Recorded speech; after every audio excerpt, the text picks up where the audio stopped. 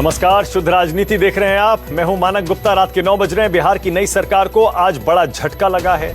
मुख्यमंत्री नीतीश कुमार के नेतृत्व में बनी सरकार से शिक्षा मंत्री डॉक्टर मेवालाल चौधरी बाहर हो गए। भ्रष्टाचार के आरोपों को लेकर विरोधी दल बिहार सरकार पर लगातार हमले बोल रहे थे। सीएम नीतीश कुमार ने मेवालाल चौधरी से कल मुलाकात की थी, जिसके बाद आज उन्होंने मंत्री पद से इस्तीफा दे दिया। इस्तीफा राजभवन पहुंच चुका है।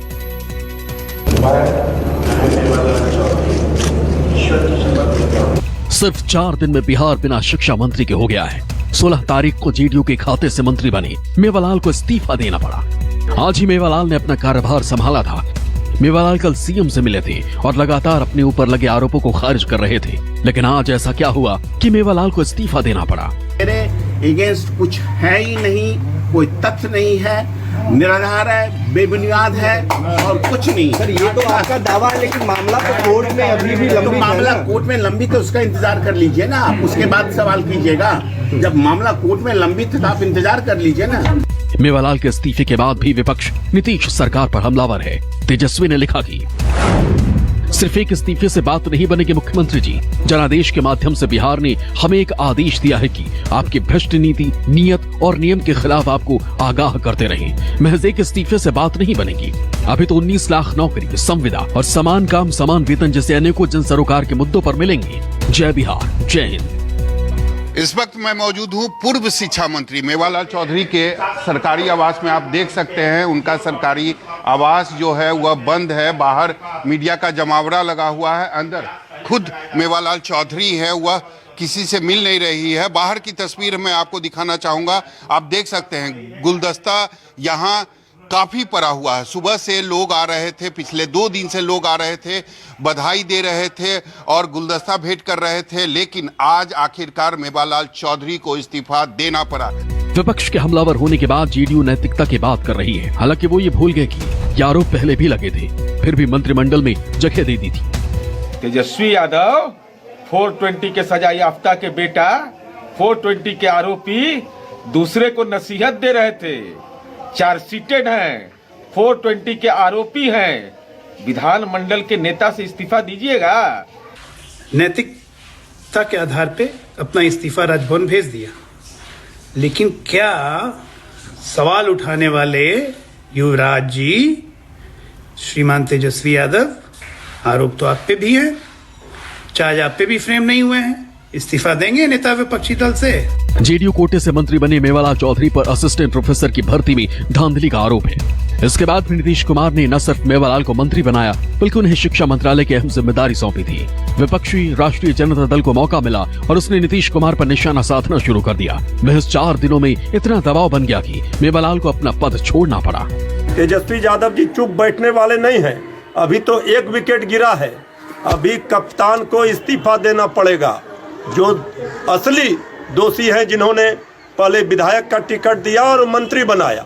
इसलिए भ्रष्टाचार पर जिस तरह से कटघरे में है इस डबल इंजन की सरकार, इस पर कोई कंप्रोमाइज तेजस्वी यादव जी नहीं करेंगे और सरकार को सड़क से लेकर सदन तक घेरने का काम करेंगे।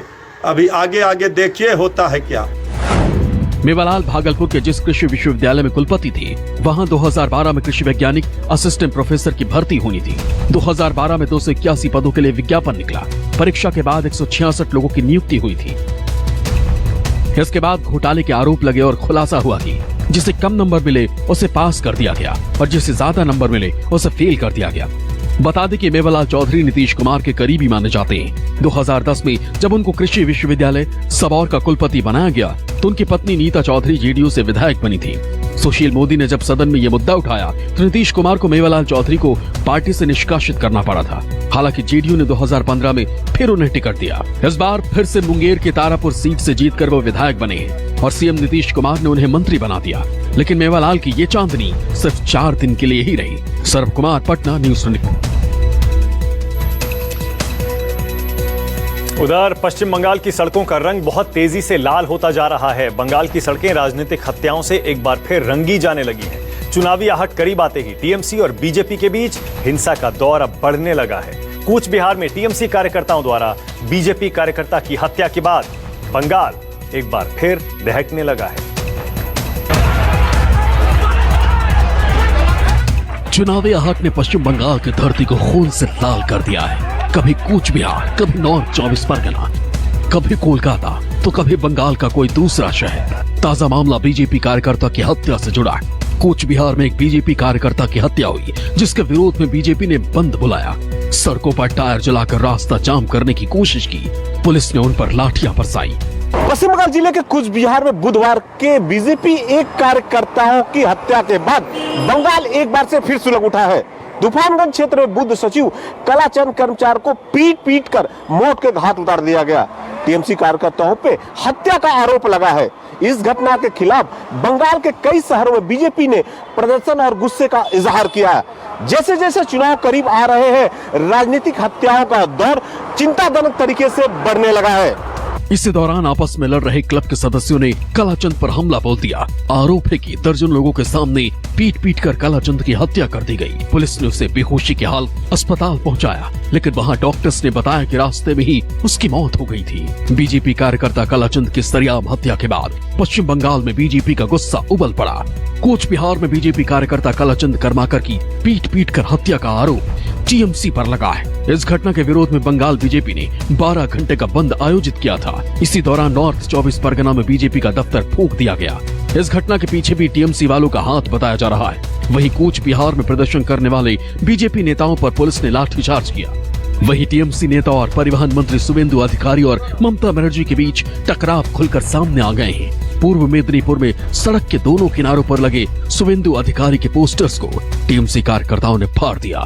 इसे लेकर टीएमसी के दो गुटों में हिंसक स्थिति पैदा हो गई। पश्चिम बंगाल में टीएमसी राजनीति कर रही है या हत्या की राजनीति करेगी? कोई राजनीतिक दल इस तरह का काम नहीं करता था जो टीएमसी कर रही। बहुत सी जगह हम सत्ता में है, बहुत जगह विपक्ष में है, लेकिन इस तरह की कभी व्यवस्था नहीं देखी। यहाँ पुलिस और टीएमसी के गुंडे मिलकर सांठगांठ करके हमारे कार्यकर्ता की हत्या कर रहे हैं। ज्यादा दिन तक ममता जी कुर्सी पर नहीं बैठ पाएंगी। लोकसभा के चुनाव में ही हमने अलार्म बजा दिया था, अब राइटर बिल्डिंग पर भी भाजपा का झंडा लहरा कर दिखाएंगे। घटना के चश्मदीदों के मुताबिक बीजेपी कार्यकर्ता की हत्या के पीछे मूर्ति विसर्जन का विवाद है। परिवार के मुताबिक 18 नवंबर को मूर्ति विसर्जन कार्यक्रम था। बीजेपी कार्यकर्ता कलाचंद मां काली की मूर्ति विसर्जन में गए थे। मूर्ति विसर्जन के दौरान टीएमसी कार्यकर्ताओं से विवाद हो गया। विवाद के दौरान टीएमसी कार्यकर्ताओं ने कलाचंद को डंडों से पीटा। टीएमसी के लोगों की पिटाई से बीजेपी नेता कलाचंद बेहोश हो गए। जब कलाचंद खून से लथपथ हो गए तो हमलावर फरार हो गए। बीजेपी कार्यकर्ताओं का गुस्सा इस बात पर भड़का कि टीएमसी के जिन कार्यकर्ताओं ने बीजेपी के कलाचंद की हत्या की, उन्हें गिरफ्तार करने के बजाय पुलिस ने बंद को नाकाम बनाने की कोशिश की। हालांकि पुलिस ने इस मामले में एक आरोपी को गिरफ्तार किया है, लेकिन बीजेपी का कहना है कि पुलिस इस मामले को दबाने के लिए लाठी का इस्तेमाल कर रही है। 4 अक्टूबर को नॉर्थ 24 परगना में बीजेपी नेता मनीष शुक्ला की सरेआम गोलियां मारकर हत्या कर दी गई थी। इस हमले के पीछे भी टीएमसी की साजिश का आरोप लगा था। मनोज पांडे, न्यूज़ 24 कोलकाता। दिल्ली में कोरोना बेकाबू होता जा रहा है। पिछले 24 घंटे के आंकड़े बेहद डरावने हैं। हर घंटे 5 लोगों की मौत हो रही है, जिसने जनता से लेकर सरकार तक की सांसें अटका दी है। लेकिन सियासत है कि कोरोना की रफ्तार पकड़े हुए।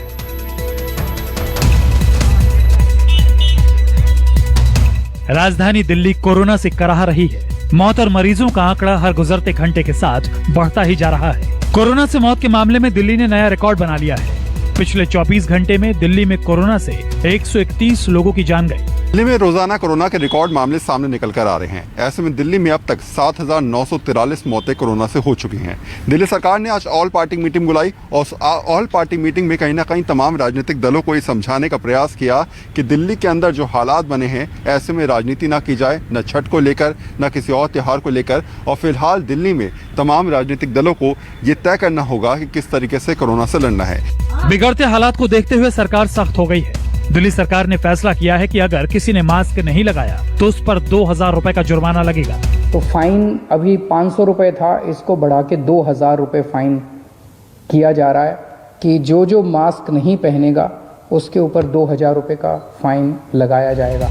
उधर कोर्ट ने दिल्ली सरकार की तैयारियों पर सवाल उठाया है। दिल्ली सरकार ने 2 दिन पहले ये फैसला किया कि शादी समारोह में 200 की जगह अब सिर्फ 50 लोग ही शामिल हो पाएंगे, जिसके बाद दिल्ली हाईकोर्ट ने दिल्ली सरकार से पूछा है कि आखिर इतनी देर क्यों। साथ ही दिल्ली हाईकोर्ट ने दिल्ली सरकार से मौत के आंकड़े भी मांगे हैं। एक तरफ दिल्ली में कोरोना से हाहाकार मचा हुआ है तो वहीं दूसरी तरफ सियासत भी अपने चरम पर है। गृह मंत्री अमित शाह ने दिल्ली के हालात पर चर्चा की थी। अस्पताल में बेड्स बढ़ाने की बात हुई, लेकिन दिल्ली सरकार की तरफ से कहा जा रहा है कि दिल्ली को केंद्र सरकार से उतनी मदद नहीं मिल रही जितनी की बात हुई थी। अमित शाह जी ने जो वादा दिल्ली की सरकार को, दिल्ली के लोगों को किया था कि 250 बेड्स 24 घंटे में, फिर 250 बेड्स, फिर 250 बेड्स, आज 5 दिन हो चुके हैं, बृहस्पतिवार है, अभी तक एक भी आईसीयू बेड केंद्र सरकार से दिल्ली को नहीं मिला है। एक तरफ सियासत हो रही है, दूसरी तरफ बाजार में अभी भी वही लापरवाही नजर आ रही है जिसकी कीमत दिल्ली चुका रही है। बाजार बंद करने के फैसले पर दिल्ली बीजेपी के नेता आदेश गुप्ता का कहना है कि बाजार बंद करने का कोई फायदा नहीं होगा, जांच बढ़ानी होगी। वो लोग बाहर तो निकल रहे हैं लेकिन मजबूरी में ही बाहर निकल रहे हैं और लोगों का ये कहना है कि रैपिड टेस्टिंग जो है वो दिल्ली के मेट्रो स्टेशंस पर भी होनी चाहिए, जिससे कि जो डर है उनका वो भी कम होगा और कोरोना के मामलों में थोड़ी कमी भी आ सकती है। जाहिर है दिल्ली में अगर कोरोना की दूसरी लहर लोगों को अपनी चपेट में ले रही है तो इसमें लापरवाही के साथ सरकार की सुस्ती का बड़ा रोल है, जिसको लेकर दिल्ली हाईकोर्ट भी सरकार से सवाल पूछ रही है। और साथ ही दिल्ली के लोगों के दिलो दिमाग में ये सवाल है कि आखिर देश की राजधानी का ये हाल है तो फिर बाकी जगहों का क्या होगा।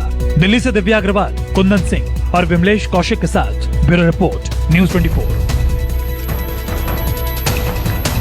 आज कश्मीर को दहलाने की बड़ी साजिश नाकाम हो गई। जैश के 4 आतंकी घाटी में खूनी होली खेलने के लिए एक ट्रक पर सवार होकर निकले, लेकिन उससे पहले कि वो अपने मंसूबों में कामयाब होते, हमारे जवानों ने चारों आतंकियों को मौत की नींद सुला दिया।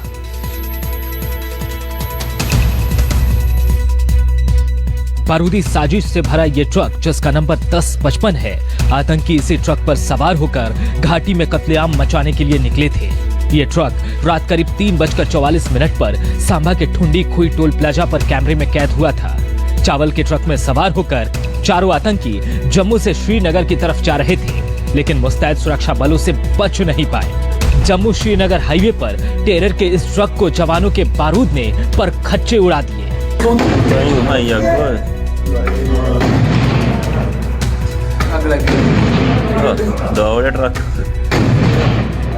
एक के बाद एक ट्रक में 6 सीरियल ब्लास्ट हुए और आतंकी अपने अंजाम तक पहुंच गए। जैश-ए मोहम्मद के चारों आतंकियों को मौत के घाट उतार दिया है। ये देखिए भारी मात्रा में आतंकियों से गोला बारूद हथियार बरामद हुए और ये देखिए कितनी ज्यादा संख्या में आतंकी अपने साथ असला बारूद लाए थे। अगर आतंकी अपने नापाक मंसूबों में कामयाब हो जाते तो अंदाजा लगा लिए किस कदर वो आतंक की वारदात को अंजाम दे सकते थे। लेकिन इस जगह पर, ये जो नगरोटा का वन टोल प्लाजा है, इस जगह पर आज सुबह करीब 5 बजे 4 जैश-ए मोहम्मद के आतंकी जो है इस ट्रक में सवार होकर आते हैं। ट्रक आप सामने देख सकते हैं। आतंकियों और सुरक्षा बलों के बीच ये मुठभेड़ नगरोटा टोल प्लाजा पर हुई। जिस वक्त हाईवे पर आतंकियों से ये मुठभेड़ शुरू हुई, उस वक्त ग्राउंड जीरो से कुछ दूरी पर न्यूज़ 24 के संवाददाता पंकज शर्मा मौजूद थे। जम्मू कश्मीर के नगरोटा के वन टोल प्लाजा में आतंकियों और सुरक्षा बलों के बीच मुठभेड़ चल रही है। जो जानकारी हमारे सूत्रों ने दी है उसके मुताबिक 2 से 3 आतंकियों का सवाया सुरक्षा बलों ने कर दिया है। हम इस समय मौजूद हैं जम्मू श्रीनगर राष्ट्रीय राजमार्ग पर।